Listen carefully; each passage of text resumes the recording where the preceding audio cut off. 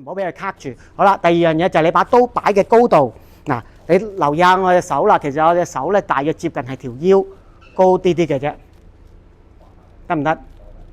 唔好擺咗喺度，你擺咗喺度好攰嘅，放鬆擺喺度，得唔得？放鬆擺喺度，你嘅身體，你嗰個刀柄大約咧就係你嘅護陰嘅前邊 ，OK， 係啦，即係你可以想象就係當我把刀擺喺度，我個刀柄就喺我前面啦，所以你唔會咁樣擺嘅，你咁樣擺就舐嘢㗎啦，你一劈嘅時候，哇一劈你就懟自己㗎啦，咁你就咁就廢咗㗎啦 ，OK， 所以唔好打斜 ，OK， 好啦，然之後你嘅刀尖，記住你嘅刀尖係擺咩位啊？你嘅刀尖係講緊緊高過你個頭 ，OK， 你可以同你嘅頭頂同一個位置，亦都可以微微高少少，但係唔好低過佢。點解？當你一低過佢，你嘅防禦就失效啦。譬如我低咗嚟呢度，去到我膊頭，人哋把刀冚過嚟就可以點啊？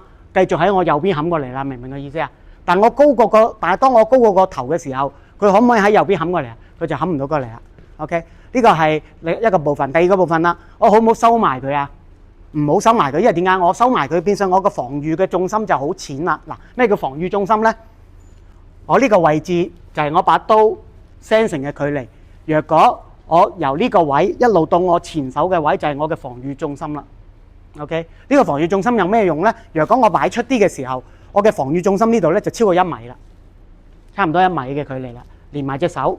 OK， 即係話當佢把刀穿越咗你嘅刀尖，走到你個身嘅嗰個距離，就係你嘅防禦重心。OK， 重心即係你嘅深度。OK， 你嘅深度就體現咗咩啊？就體現咗人哋把刀由過咗你嘅刀尖到冚到你嘅時間，得唔得 ？OK， 你越短即係話點啊？佢冚你嘅時間咪好短咯。OK， 你掹翻長佢，你長咗1倍咯。咁即係話佢進入嘅時間點啊？長翻1倍咯，明唔明啊？咁你多1倍時間，自然就點啊？你嘅反應咪喺度咯。所以反應咧就唔係純粹講緊你齋練個人嘅反應嘅，反應都講緊你環境俾你個距離。OK， 記住你嘅距離感就係你嘅反應。OK， 好多時啲人打交係啦，尤其是譬如你睇嗰啲跆拳道打交，佢哋用腳踢啊嘛，佢哋會點啊 ？keep 住保持個距離，就係一腳踢嘅距離。